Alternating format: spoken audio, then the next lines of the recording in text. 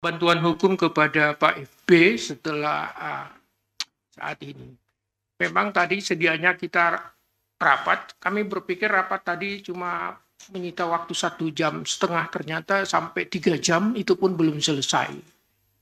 Termasuk materi apakah kami akan melakukan pendampingan hukum lagi kepada Pak Firly setelah pada fase pemberhentian sementara ini itu belum sempat. Besok kami agendakan untuk menyikapinya gitu. Apakah bantuan hukum itu akan kami lakukan pada yang bersangkutan atau tidak. Kami banyak mempertimbangkan banyak hal karena kita punya komitmen bahwa lembaga ini adalah lembaga yang harus zero tolerance daripada isu korupsi. Itu akan menjadi bagian pertimbangan kami apakah akan melakukan pendampingan atau tidak pada yang bersangkutan. Yang berikutnya, akses kepada Pak FB. Kita tidak harus mengingat apa yang telah tersampaikan pada waktu yang lalu, tetapi apa yang kami sampaikan pada forum ini. Tadi sepintas saya sempat juga berdiskusi dengan Pak Nurul Gufron. Kepres pemberhentian sementara bagi Pak Firly itu membawa konsekuensi bahwa beliau berhenti untuk bekerja di lembaga ini.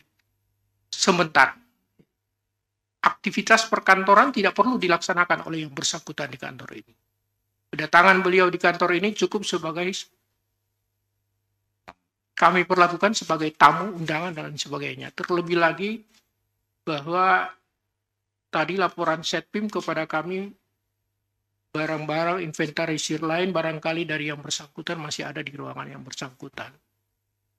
Jadi mungkin besok lusa mau diambil, ya prosedurnya dengan masuk melalui depan itu, tidak dalam akses seperti kemarin-kemarin.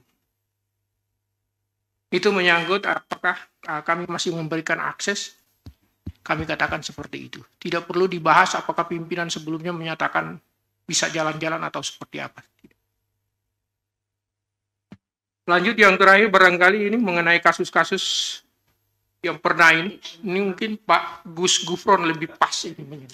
Seperti apa kami menyikapi agar tidak muncul lagi ikan busuk dari kepala. Tapi kalau saya sering ke pasar Kramat Jati banyak juga ikan busuk dari ekornya gitu. Dari tengahnya. Silakan Pak Gufron. Dari tengahnya juga. Terima kasih. Ini hanya soal bagi-bagi menjawab pertanyaan semuanya ya.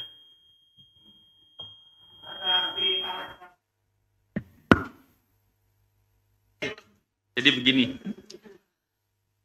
Jadi kami tadi sudah rapim mengidentifikasi dan juga kemudian menginventarisir beberapa masalah yang mengakibatkan otoriti yang semestinya kolegial kemudian agak terganggu karena sistem yang tak jalan. Kami telah kemudian tadi berkomitmen untuk memperkuat kolegialitas. Yang kedua juga memastikan prosedur itu berjalan berdasarkan substansi ataupun materialitas.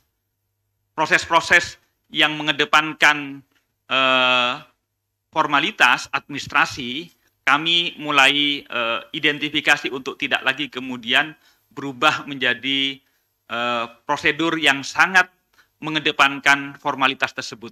Ya salah satu contohnya ya, bahwa misalnya perkara kasus ya, kalau sudah secara material selesai dibahas oleh kami pimpinan, maka proses-proses administrasinya itu tidak boleh kemudian mengganggu atau ditunggu yang bisa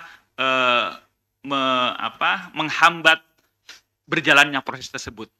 Hal-hal yang kemarin terjadi itu salah satunya kami memandang karena salah satunya di dua hal tersebut. Perlunya penguatan kolegialitas, yang kedua perlunya meningkatkan substansi ataupun material daripada proses formalitas administrasinya. Itu supaya kemudian